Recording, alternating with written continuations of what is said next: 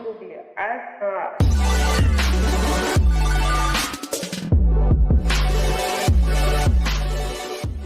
What's going on, guys? It is the SMT. Thank you for tuning in to watch this video. If this is your first time here, welcome. If you could, please make sure that you go ahead and subscribe to the channel and hit that notification bell. This way you never miss an upload from the SMT. And if you're a returning subscriber or viewer, welcome back. Glad you guys could make it today. What we have is some news coming out of AT&T. A couple of important things here to go over. We've got rumor and speculation about what AT&T might be doing with DirecTV, and also some news coming out of their Caribbean investments.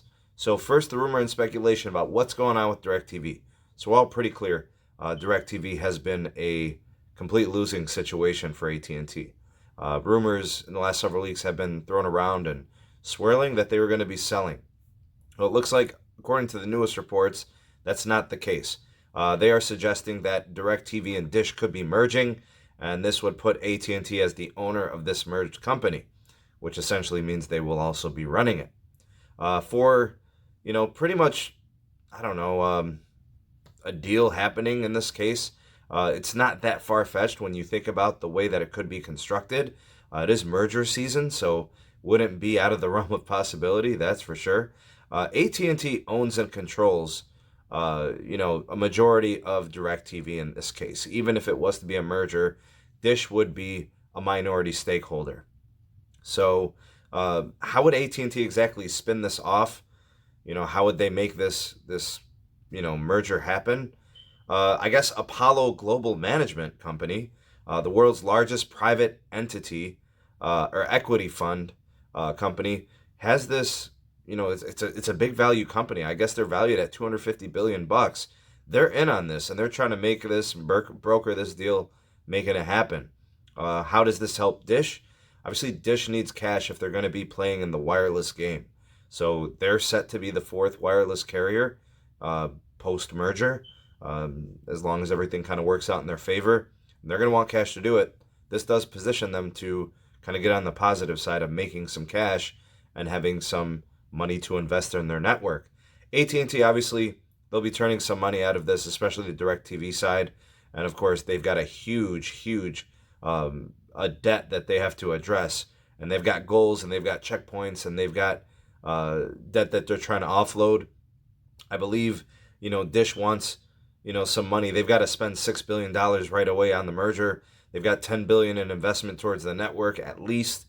They've got to pay for the spectrum, and then the Sprint prepaid side and the merger. Then they got to build out their network. So they've got money that they've got to make. And all that gets kind of thrown into this, I guess, if they can turn this into a profit. Meanwhile, AT&T just sold its wireline and wireless networks in Puerto Rico and U.S. Virgin Islands. The price in the sale of the business is valued at $2 billion. The company that it sold to, the buyer, is Liberty. It is now the biggest company on the islands, the U.S. Virgin Islands and Puerto Rico. So the goal for AT&T, I think, in the sale was pretty much to just unload large amounts of debt. I think they're up to $158 billion in debt. The Time Warner acquisition was a huge spending. We're talking like $85 to $100 billion. So that being said, they've got a lot to address. The deal is good as of October 9th, 2019. So that cash is available to them now, and we've got new ownership groups in those two countries and locations. Obviously, AT&T is trying to address their balances, trying to address the debts. I think in 2009, their goal was to cut debt by $20 billion. I think they're getting there. They're getting pretty close. I think they have about $8 billion left to try to cut. I don't know where they stand in terms of reaching that goal. I think they're going to be pretty close. They might actually even be a little bit closer. They might be closer to like 5 or 6 billion. I'll have to check into that, but I think they might get to it. If their goal is 20, they might get there. They need to cut a little bit more. AT&T sold its Hulu stake recently. I think that was valued at about 1.4, 1.5 billion. So obviously they're doing enough to try to offset some of those monies that they do owe, to acquisitions and operational costs. They're a huge company, so no surprises there. Liberty is now the largest mobile and TV and cable provider in Puerto Rico and U.S. Virgin Islands. They will acquire the spectrum, the real estate, leases, customers valued at 1.1 million subscribers. They get all of that from AT&T's wireline and wireless. And of course, all these customers will still get all of the honoraried and grandfathered plan features, things like roaming agreements, stuff like that in Puerto Rico, U.S. Virgin Islands, Mexico, Canada, and the U.S. So all is set there. Let me know what you guys think of these news. Let me know what you think of the potential merger with Dish DirecTV, how that, kind of sets up AT&T moving forward. Maybe you have some experience with what's going on there with Puerto Rico and U.S. Virgin Islands and what they're doing there with Liberty as the new company.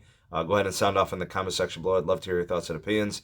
Thank you guys for watching this video. If you could, please like and share the video. And if you want to get more involved with the SMT communities, we've got the Discord server. We've got the SMT Patreon page as well. I've got links in the description box for that.